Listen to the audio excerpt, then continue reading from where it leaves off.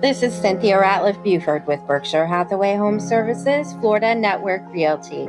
With 21 military installations, the state of Florida has one of the largest military populations in the country, and over 1.5 million military veterans call Florida home.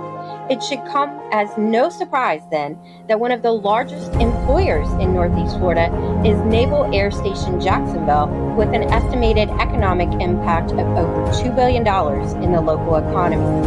In addition to NAS Jax, we also have Naval Station Mayport, Coast Guard Station Mayport, the Fleet Readiness Center Southeast, Blount Island, and the Camp Landing Joint Training Center.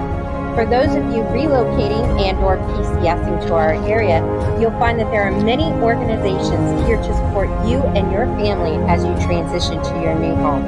Have questions? Feel free to reach out. All are welcome.